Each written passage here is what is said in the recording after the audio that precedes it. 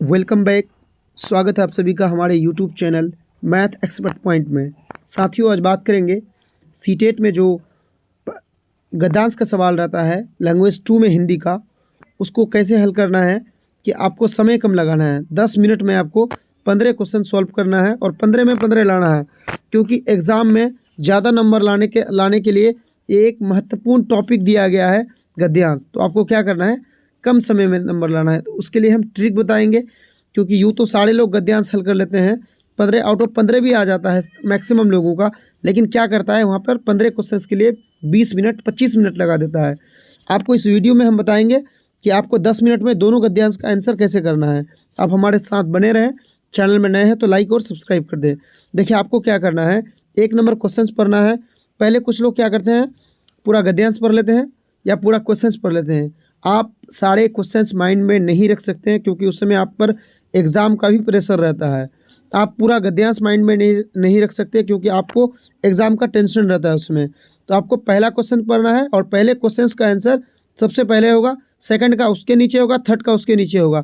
यानी पहले गद्यांश में जो 8 नंबर रहता है, 6 से 7 क्वेश्चंस आपको सीरियली मिल जाएगा, 1-2 क्वेश्चन आगे पीछे हो जाएगा। जब आप सीरियली उसको बनाइएगा तो पूरा गद्यांश ही पढ़ लीजिएगा, तो आपका वो 1-2 नंबर का क्वेश्चन ईजिली हल हो जाएगा। मात्र 5 मिनट में पहला गद्यांश कर लेना है। पहला क्वेश्चन पढ़ना है, भारतीय संस्कृति की सबसे बड़ी किस विशेषता का उल्लेख यहाँ किया गया है। मतलब इस गद्यांश में उल्लेख किया गया है। ये पहला क्वेश्चन है, इसलिए पहले ही इसका आंसर होगा। भारतीय संस्कृति की एक बहुत बड़ी विशेषता ये है कि इसके जीवन का ध्येय धर्म और कर्म को ही माना है।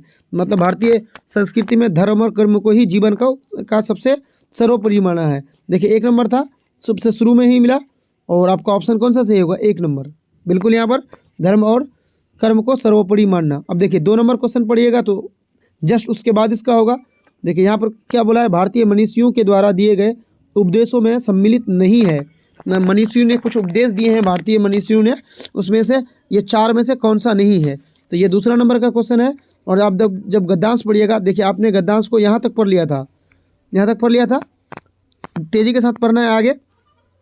जहाँ अन्य देशों के विद्वान बुद्धिमान लोगों ने अपने यहाँ के जनता उद्योग और संघर्ष करके धन संपत्ति संग्रह करने और उसके द्वारा सुखों के उपभोग की प्रेरणा दी है। अब आगे देखिए, भारतीय मनीषियों ने सदैव त्याग, तप, नैतिकता और सच चरित्रता का ही उपदेश दिया है। किसका? त्याग, नैतिकता और सच चरित्रता का उपदेश दिया है। तो ये 4 उपदेश दिया है, इसमें से 3 होगा, 1 नहीं होगा। देखिए कौन सा नहीं है, तो नैतिकता है, तप भी है, त्याग है। कौन है? भौतिकता की बात भारतीय मनीषियों ने नहीं की है। तो ऑप्शन 4 बिल्कुल सही है। और चलेंगे अब 123 नंबर में। देखिए 123 नंबर का क्वेश्चन आप पढ़िए, जीवन निर्वाह के लिए उपार्जन का आधार क्या होना चाहिए। तो जीवन जो आप चलाएंगे उसके लिए आपका जीवन जीने का आधार क्या होगा। देखिए हम आपको पूरा एकदम बिना वीडियो को एडिट करके कटिंग करके दिखा रहे हैं। ये तीसरा नंबर का क्वेश्चन है, तो आपको कहाँ मिलना चाहिए, जस्ट उसके बाद यहाँ तक आपने पढ़ लिया था। उन्होंने कहा कि संसार में रहकर जीवन निर्वाह के लिए देखिए है उद्यम तथा उपार्जन आवश्यक है। उसका आधार क्या होना चाहिए?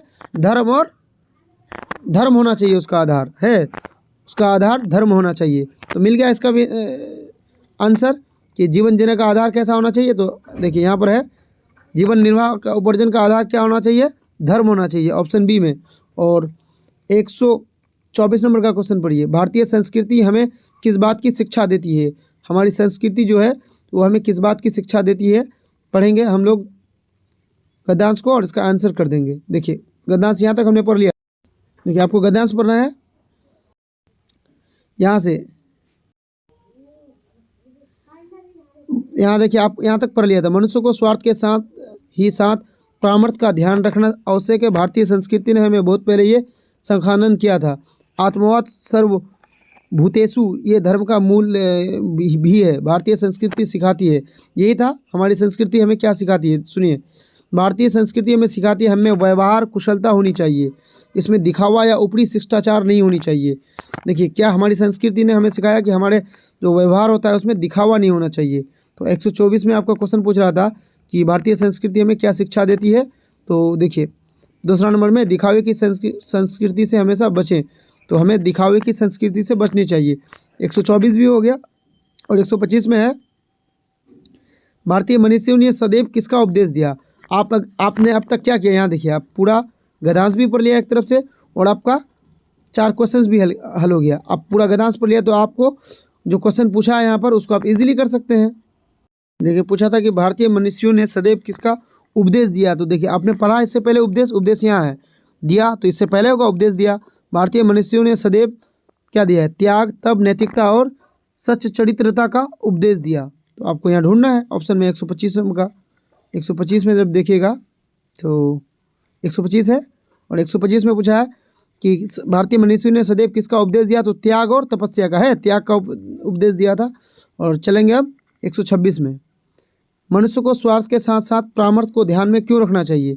अब आपने अगर पूरा पढ़ लिया है तो आप इजीली इसको आंसर कर सकते हैं। कैसे, तो यहाँ देखिए चलेंगे फिर हम लोग एक बार। देखिए अब यहाँ पर देखिए क्वेश्चंस पूछा था कि हमें स्वार्थ के साथ साथ परामर्श को क्यों ध्यान में रखना चाहिए। देखिए यहाँ स्वार्थ भी है, परामर्श भी है, क्योंकि आपने पढ़ा, आपके माइंड में भी है। मनुष्य को स्वार्थ के साथ साथ परामर्श का ध्यान रखना चाहिए, आवश्यक है। भारतीय संस्कृति ने बहुत पहले ये संखानन किया। आत्मवाद सर्वभूतेषु ये धर्म का मूल भी है। भारतीय संस्कृति सिखाती है कि हमें व्यवहार कुशलता होनी चाहिए, इसमें दिखावा या ऊपरी शिष्टाचार नहीं होना चाहिए। सच्चे हृदय से निकली भावना दूसरों को बांधती है। चलेंगे अब ऑप्शन में 126 का है, पहला ऑप्शन क्या है, क्योंकि ये स्वार्थ वो परामर्श के साथ साथ चलते हैं, ऐसा नहीं है, क्योंकि हमें दूसरों की कभी भी मदद ज़रूरत पड़ सकती है। ये भी गद्यांश में कहीं नहीं ऐसा कहा है, क्योंकि दूसरों के लिए कुछ करना हमारी संस्कृति की विशेषता है। बिल्कुल गद्यांश में कहा है कि हमें दूसरों को कभी आहत नहीं पहुंचाना चाहिए, इसलिए ये स्वार्थ और परामर्श दोनों हमेशा साथ साथ चलेगा।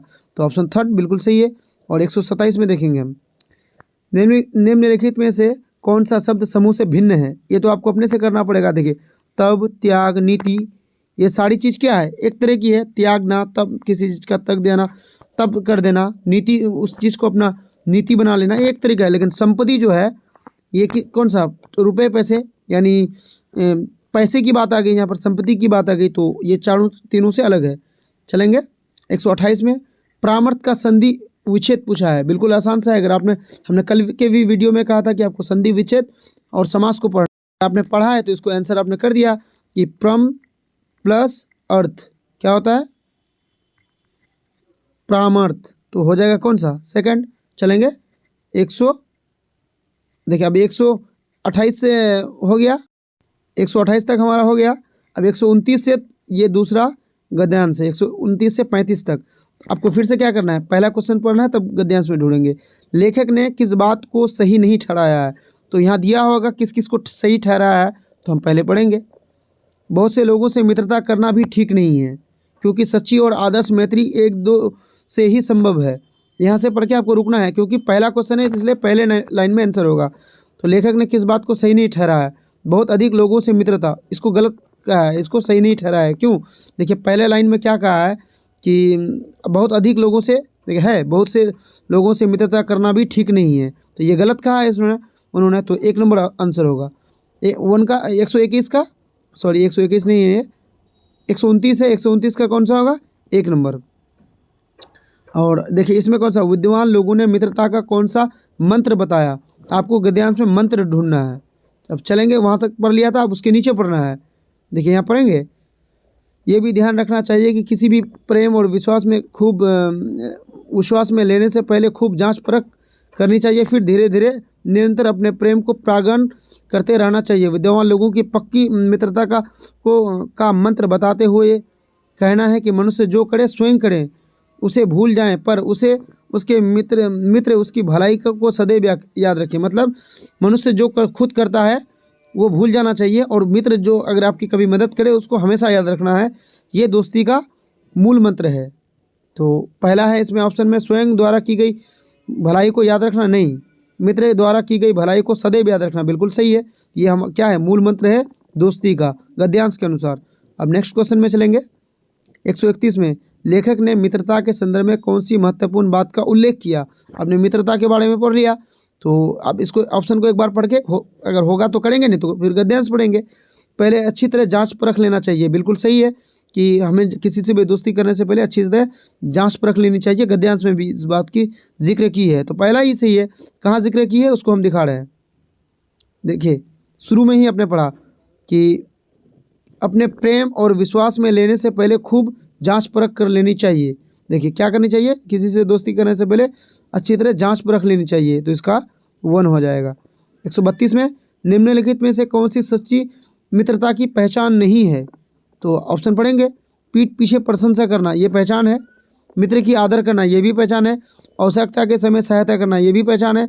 मित्र की कमियों को हर जगह चर्चा करना, ये अच्छे दोस्ती की पहचान नहीं है। इसको आप कॉमन सेंस से भी कर सकते हैं और अपने गद्यांश पढ़ा तो वहाँ से भी कर सकते हैं। और इसके बाद नेक्स्ट है 133, धीरे धीरे शब्द। देखिए ये तो आपको ग्रामेटिकल क्वेश्चन है कि धीरे धीरे में शब्द कैसा है। तो ऐसे शब्द जो एक ही वाक्य में, जब एक वाक्य में लगातार 2 बार प्रयोग किए जाए, जब कोई शब्द लिख दें, जब कोई शब्द एक वाक्य में लगातार आप लोग लिख लीजिएगा 2 बार प्रयोग की जाए तो उसको क्या बोलते हैं? पुनरुक्त शब्द। क्या बोलते हैं? पुनरुक्त। विलोम मतलब उल्टा होता है, पर्यायवाची मतलब सेम होता है, अनेक अर्थ मतलब इसका भी पर्यायवाची होता है, मतलब एक का अनेक अर्थ। शब्द एक होगा, मानी बहुत सब होगा, तो इसको पुनरुक्त शब्द बोलेंगे। और आज का लास्ट क्वेश्चन नहीं 134वां है, धीरे धीरे निरंतर प्रेम को प्रागाढ़ता प्रदान करते रहना चाहिए। मैं जो रेखांकित है यहाँ पर निरंतर है, इस सब शब्द के स्थान पर प्रयोग किया जा सकता है। देखिए निरंतर मतलब क्या होता है? लगातार। इजी है। धीरे धीरे, अब देखिए धीरे धीरे सदैव मतलब हमेशा हो जाता है, होगा नहीं, अधिकतर नहीं होगा, कभी कभी नहीं होगा, लगातार होगा। तो ऑप्शन 3। और लास्ट प्रश्न है, समूह में कौन सा शब्द संज्ञा है? मतलब कौन सा शब्द नाउन है? देखिए संज्ञा यानी नाउन किसको, इंग्लिश में नाउन, हिंदी में संज्ञा किसको कहते हैं? किसी व्यक्ति, वस्तु, प्राणी, गुण, भाव या स्थान के नाम को हम संज्ञा कहते हैं। स्थान में भी आता है, भाव आता है, गुण आता है, इसमें गुण आता है, भाव भी आता है। इसमें देखें तो कौन है गुण भाव? आदर्श कोई गुण नहीं है। मधुर क्या है? कोई गुण है नहीं है।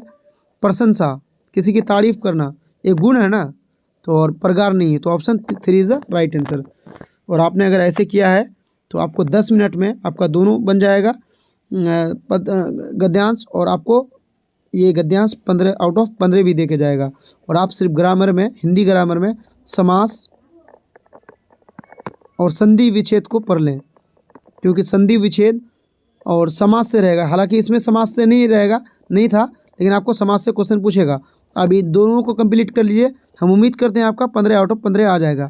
अगर आप अब तक चैनल पर बने हुए हैं तो लाइक और सब्सक्राइब जरूर कर दें। Thank you.